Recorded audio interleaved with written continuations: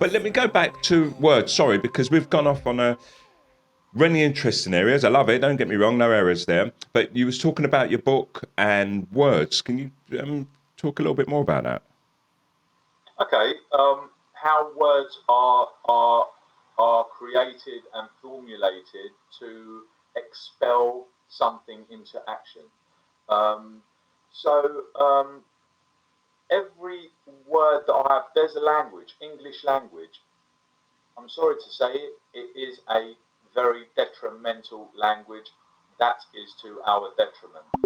The worst language in the world is actually rude language.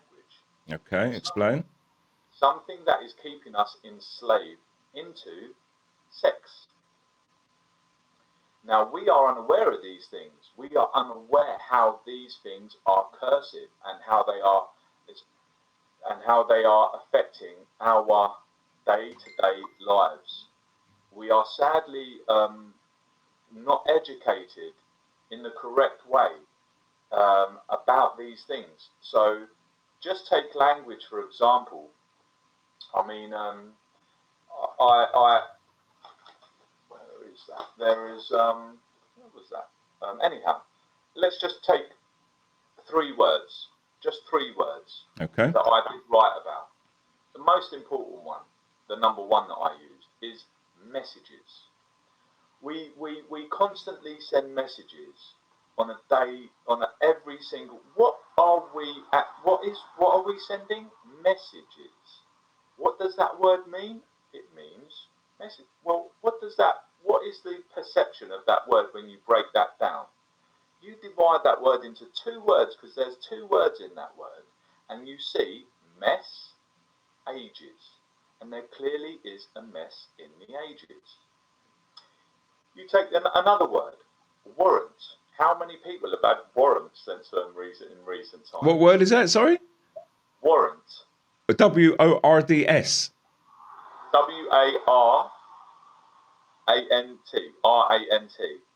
WARANT. Warrant. Warrant. Oh, right. Warrant. Yeah. Okay. Sorry.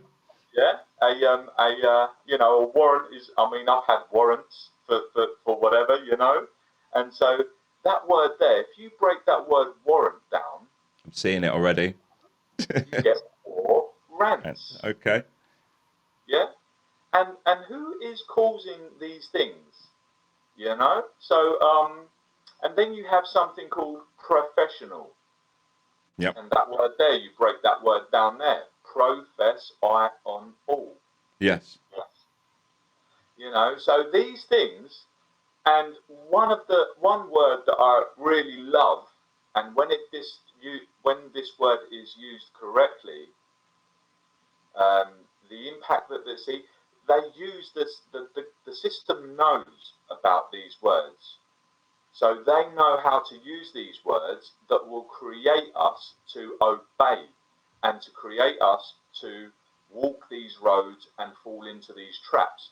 One of a very serious important word frequency related is order. Okay. Order is a very important word and we need to find order. Um, there is something that I wanted to say on I slipped my brain now. Sadly, I've had Well, you can the come back to it.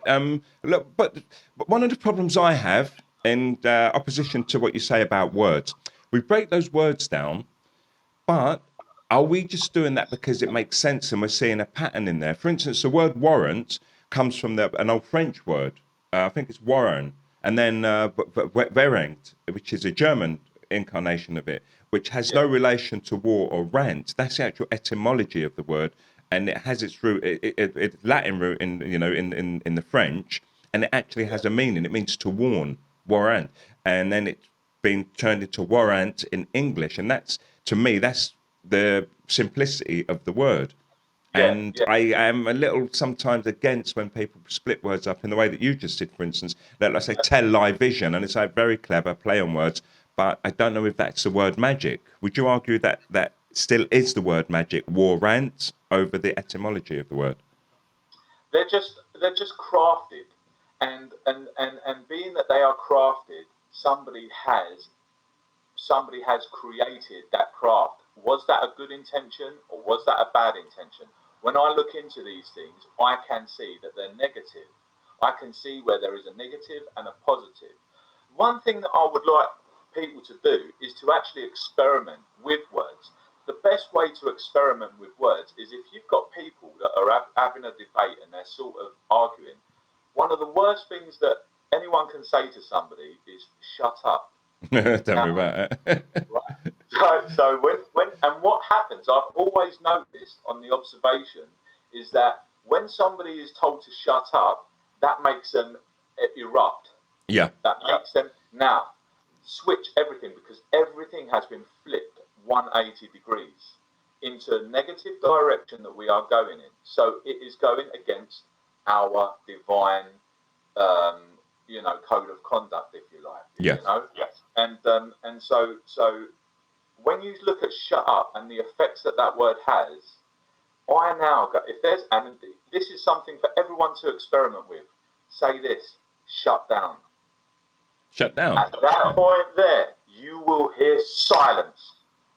Wow, yeah, I can feel it already. Even when you said it then, even though I wasn't talking.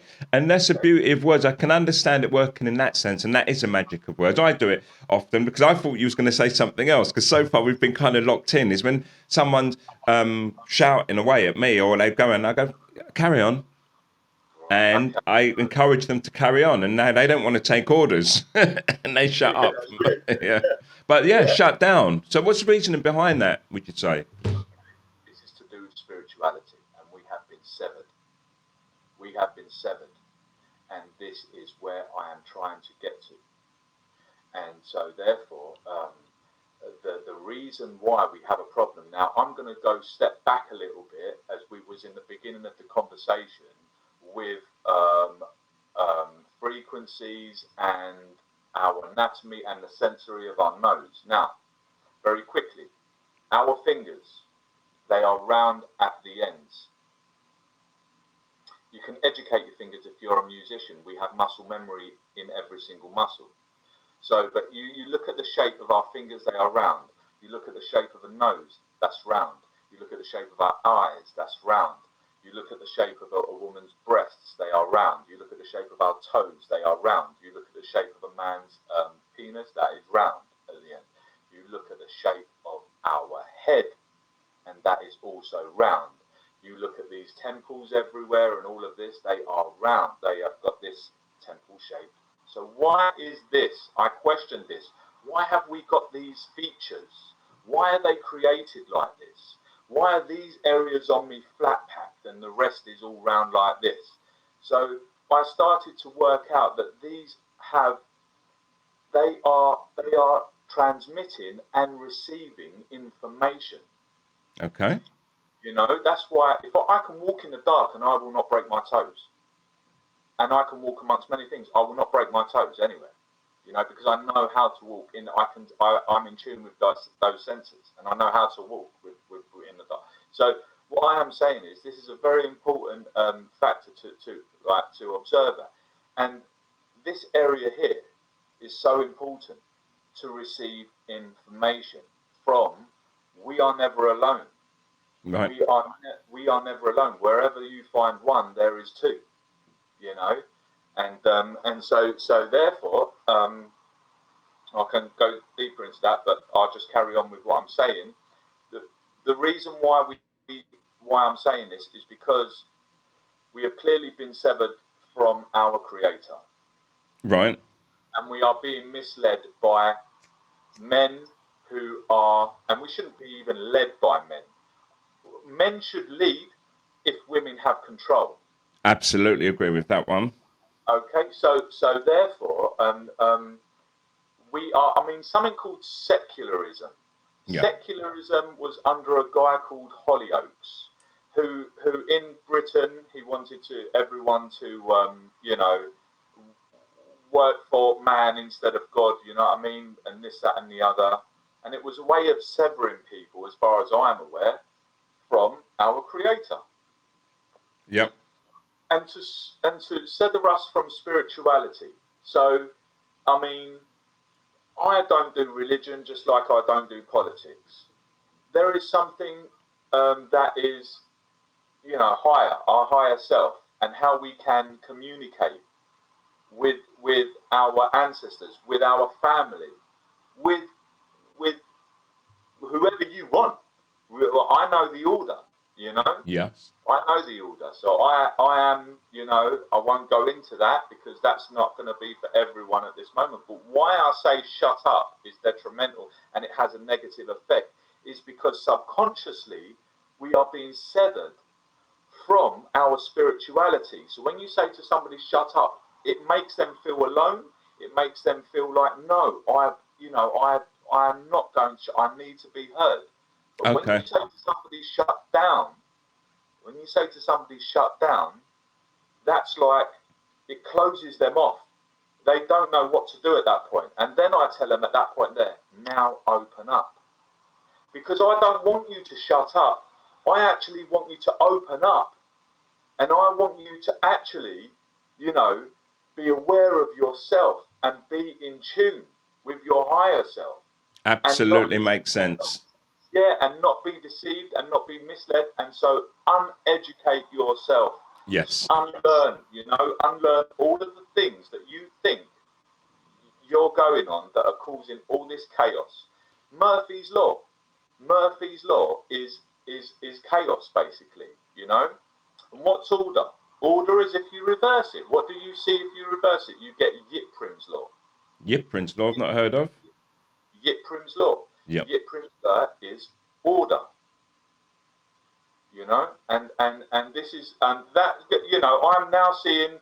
I discovered this a long time ago because of the things that I was reversing, and I'd reverse to find the other side and to see what is positive and what is negative. So once I've been doing this and researching this, they start because they're monitoring us. They start to change digital information, unless you've got that. Let's say, for example, in an old book like this, And what is that? Well, actually, I'm not like I've got many old books. I've got many old things. So Oh, superb. I'll tell you what. I'll tell you one thing that this is an old scrapbook from 1919. Let's see. Something that you bought or Yes, 1885. Okay. 1885. This is it's full of symbols, and it's very poignant actually. And one of the things that I'd like to show you is what I mean, because how we are being deceived is this. Okay. Okay, so this is the problem, and that to me tells me that we are being completely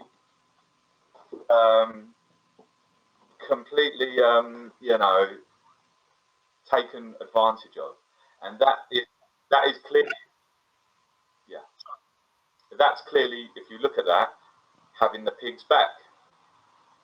I'm totally aware of it as you are. The thing is now for me, and I have been doing for a long time, is looking for a solution. And I don't mean a solution as in like, let's overthrow the system. This system's so well organized. And it's not to say that we have to give up. I'm not a quitter in that sense. I say like, we either have to do it through violence, but if you start talking about that, then they'll come for you, very fast.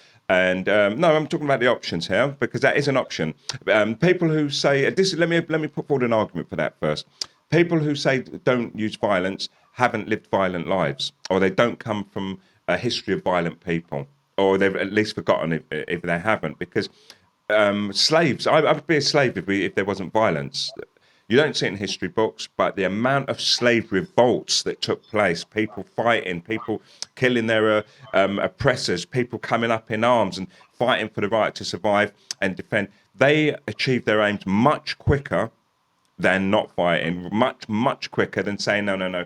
Let's just do this peacefully. Let's not accept it. And it's not about black and white here. I'm just talking about that particular event. So I'm always suspicious of people who say no. We can't achieve any aims through violence. We can, and it's just been shown historically. It's not nice. People don't like violence, so they don't see it as an option. The other way is through peace and through law, even in the sense of natural laws.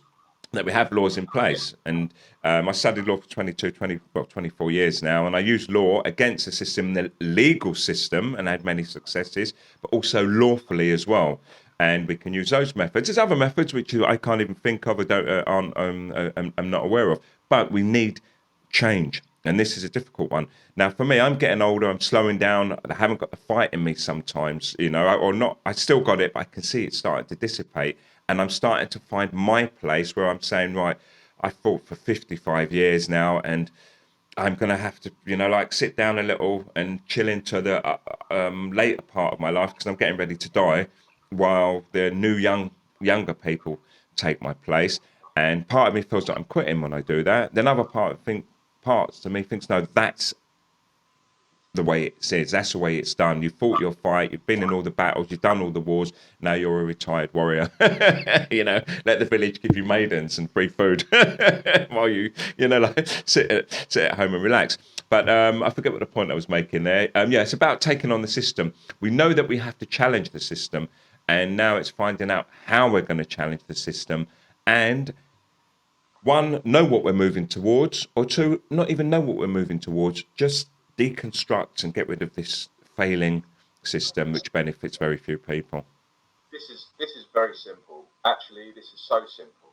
And I know what you mean, and I will share a little bit. I used to be a right little tearaway when I was younger. So the way that I would gain respect in school, for example, is to punch somebody in the face, you know. And at that point, there, not anybody. Don't get me wrong. I'm talking about somebody who's being wrong to either one of my friends or to me. You know, I wouldn't just sit there and take that. I would I would I would be the first one to hit them. And at that point there, I put them in their place and I walk around comfortably, and I always have achieved that through that. And that is all I knew. If somebody steps out and somebody is going to try and put me down, the only way that I can survive is if I take them out rather than they take me out. Okay. So I've always gone on. That's the only way that I've ever gained respect. So I used to be so popular because everyone knew that Michael won't take that. Do you know what I mean? Michael's not gonna, if there's a game of football and somebody hurts my friend, the next game of football, that guy's getting taken out, and there will be a fight. Revenge. Yeah, there will be revenge, and there will be a fight, and that's that.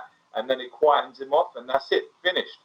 Now, at that point, as I started to grow, I thought to myself, and I never liked that. I always used to feel guilty. I always used to go back to my room, and I always used to reflect on me doing that, and I always used to feel bad within myself for doing that. I never, ever, ever, I used to feel so guilty if I used to hit somebody. That to me, it turns my stomach inside out. I felt like I had to survive. And all of that respect that I got was kind of, it gave me an ego boost. So I needed to discover how I am going to get the respect that I deserve and have genuine respect, because that's not genuine. How many of these people would go to my funeral? Understood. Do you know what I mean? So when somebody is a beautiful soul, you see abundance of people at their funeral. When somebody is an outright bully, you see an abundance of people giving them respect, but at the same time, who's actually there for them when they're not there anymore. Gotcha. So this is what I started to see, and I thought to myself, I don't want to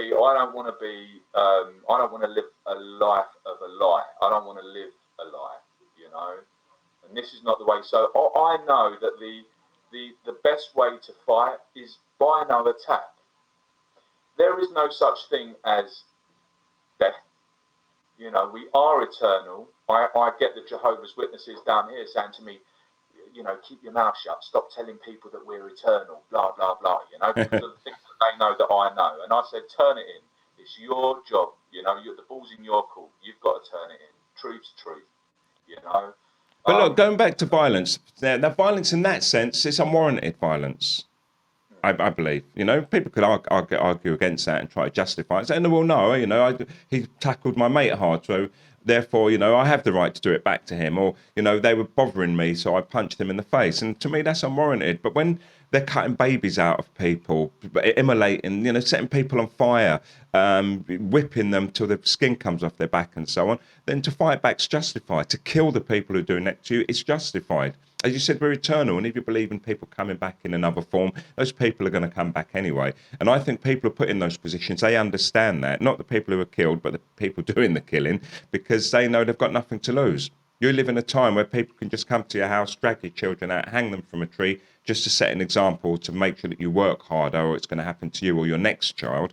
And to me, that's savage. That's savage at the most. And so I think violence there is not only acceptable, but it's a necessity, because you're being met with such force. And to me, it goes on all levels. Like, if a woman's attacked in an alley by a guy who's intends to rape her, take his eyes out, stick something in his eye. If she ends up cutting his penis off, so be it. Those acts is no like, oh, that's a bit harsh about it.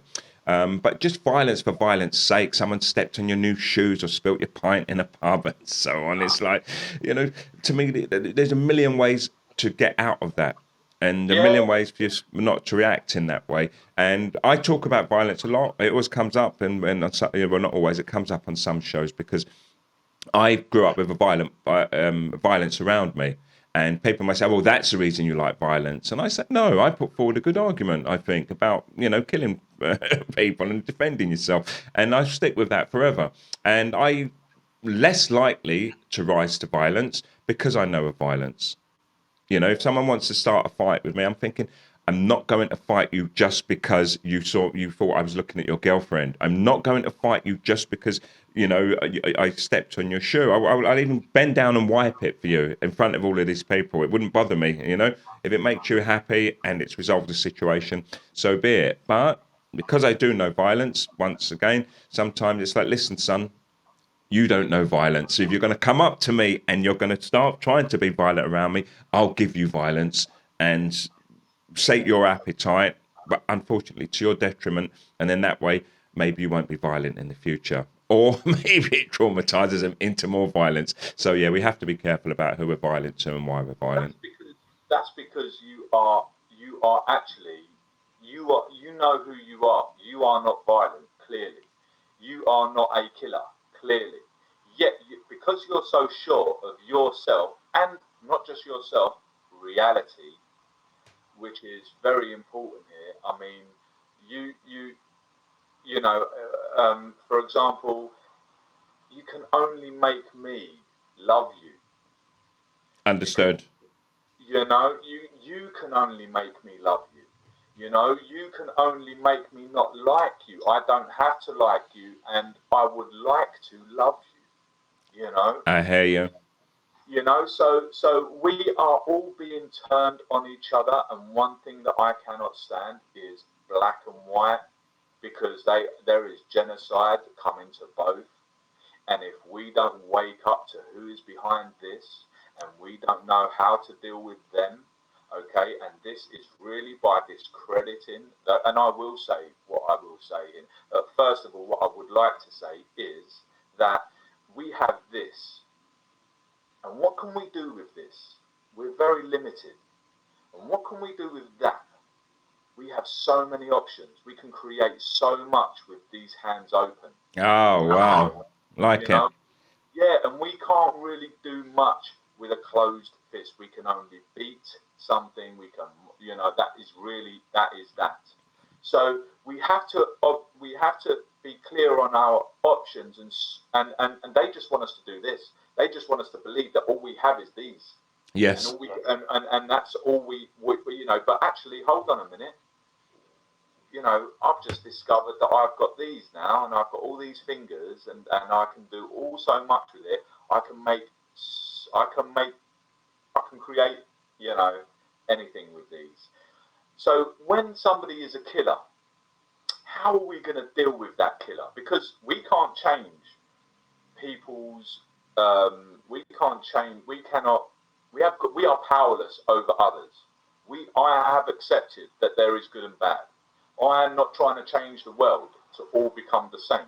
I love variety. If only that we just comprehend this correctly, you know what I mean? We would see our blessings. We can turn this curse into a blessing, man. So, I you know, see what you're saying there, and I try to understand it. I must admit, it makes so much sense, you know. And it's about seeing it because I've changed in so many ways about things. But the open hand thing, I really love it. yeah, And you know, this is all we can do with a closed fist. With an open hand, we can do so many more things, you know. But sometimes I have to argue that it's a European perspective. It's a wealthy man's perspective. You know, when you see children working in mines in countries, when you see like young women being taken, you know, like prostitution in countries and so on, it's like, well, it's easy for us as rich Europeans to have this outlook. Hey, man, you know, the universe is going to provide, or you know, if we just do it peacefully. And for those people, it's not always an option for them. Those people, it would be great if they all just down tools and stopped and had the open hand idea. But for those people, it's extra difficult. And that, that is that's because there are those who are who are on the negative that do not believe in equality. yes, I understand. And this is where we have to make those changes, Michael. This is what we have to keep on campaigning because that works, protesting, using law and fighting, not physically, against, and be kept aware of it. Like I think in the Facebook news today and yesterday is that there's a program which everybody claims not to watch in the UK. Oh, I've forgotten the name of it now. There's a young woman who died. She's 40 years old, committed suicide, and I wonder if you see it on Facebook. That's where I saw it, and it's a program on really bad program apparently. Because I've seen other memes about it, like people would rather watch paint dry. So everyone claims they're not watching the program, or they don't even know what it is. Yet one of the no, it's like I don't know, it's a reality TV thing, but everyone's talking about how sad and tragic now that this woman from the show they don't watch has died, and I just think it's this cult status celebrity thing that people have got too wound up in. Now, I feel for her to die at 40 years old, and they claim it was the newspapers that caused her the pressure, the Sun in particular, for publishing all these stories about her, and I feel for her, and I'm like, well, fair enough, that was her life. That's her journey. She met an early demise, or whatever. You know, depends how you put it into perspective. She's lived the life she wanted to live, and it's taken her life from her. But the focus that people are giving on her, while at the same time everybody else is dying in the world, I'm like, when are we going to learn to extend that empathy and sympathy towards ordinary people, because we just keep on looking up or whatever direction to the rich, to the celebrities, and worrying about their lives. And I just don't get it. You know, they're human beings. I understand that, and I think, well, you know, they are human beings. They were pursuing a life like us, but I think they've made it after a point when people like, and I'm always annoyed by this guy. He's going to beat me up if he meets me. He's a big guy, Will Smith. I'm like, you've made your money. Haven't you achieved what you wanted? You wanted to be a film star. You wanted the world to see you and admire you, and it's happened time and time again. Yet here you are doing bland interviews, never saying anything off script, trying to get everyone to love this fake persona you've created to pull more money in. And I think those people are in pain. And at the same time, my pain is wishing that they would do something a little bit more constructive to make those important changes in the world. Those kind of celebrities, I have got so much empathy for. I would love to develop the platforms that I have got as domain names, and I would love to, because everyone needs liberation. Everyone needs liberation. When I mean everyone, I mean everyone. Yeah, I get you. You know, Even Will and this, Smith. yeah, everyone. You know, from the most heinous to the most enslaved. Yes. Okay, so what I have seen is, yeah, somebody told me a great quote of theirs actually was to know oneself is to know all. You Okay. know, and that's such a great quote that this woman actually just wrote down in her younger years, and I thought that was really fabulous. So therefore, there's some things that we've touched on that I would love to expand on. We can do And I another think, chat another time as well. You're an amazing, yeah, interesting character. So, what I say is, come on again to the show another time. Pick on one subject because your mine's very much like mine in that we can talk about about everything, not about being claiming that we're professionals or experts, but we're experts in our own sense because we are human beings and we can talk, and which means we can experience. communicate about everything. Well, yeah, yeah. I've learned now under any provocation to remain calm, you know, and to either walk away or to respond with eloquence. Yes, Okay. superb. So, yeah. So what I may do in that situation is I can guarantee one thing, that guy will never ever touch a child again. And what would be the That's something, solution? yeah, that is something that I can guarantee. Well, he will be under strict surveillance, right?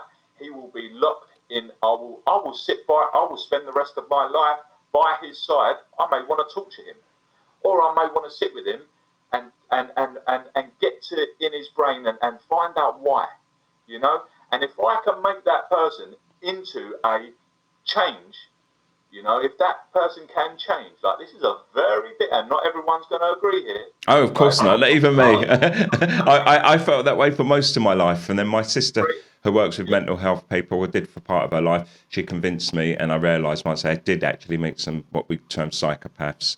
As you said, you'd have to sit with them for the rest of their lives. okay, so But therefore, I'm not for the death sentence, for yeah, sure. I don't believe in. Listen, I don't believe in kill. Die shall not kill. Actually, goes to every degree. Not even an animal. You know, I mean, literally, I'm just going to a little fruit fly. You know, if a fruit fly jumps in a bit of water, I have to scoop that fruit fly out with a bit of tissue, dry him out, and see if he can live. Because you know what I mean? That's a life. But Understood. I have always been like that, even before I had faith. I've always been like that, even before I've had faith. So that's just me. That's just the way I am. I But know I'm what. wondering if there are our what we call modern world sensibilities. In that, if you look at, for me, I believe that when we look at the way that smaller tribes live, Yeah, and they kill animals and so on. There's even been murder, which is still very rare, but it happens. Then it's not necessarily an aberration of us as humans. It's what we do as humans. yeah. I mean that's the thing. We are all going through stages, and talking about tribes is a really really great conversation. That's a great subject because we need everyone, including our tribes. We need tribes out there, and We've been slaying them for the longest time, creating taxpayers in the main.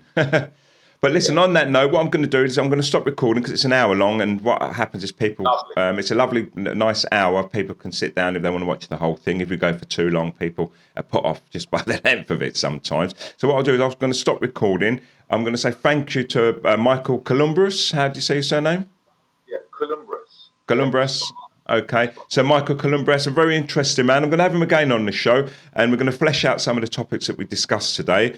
But for now, I just want to say thank you for giving me your time today, Michael, and hopefully we can speak again in the future. So if there's anything you want to say to yourself out, do so now. yeah, just anything that was said that I can, that doesn't quite resonate. Just have a reservation for more expansion because there is always we can always go deeper into that and to so we can actually establish what I mean, you know. And at that point there, yeah, let's do that. I've really appreciated this, Cedric, and you're such a lovely guy, man, and I love you. Thank you so Equally, it much. takes one to know one. As I say to people, we're mirrors, and typically what we see in other people is what we are. So on that note, I'm the OBG, and that was Michael Kolloumbras. Thank you very much. Sitting back since yesterday. It's a game, don't wanna play.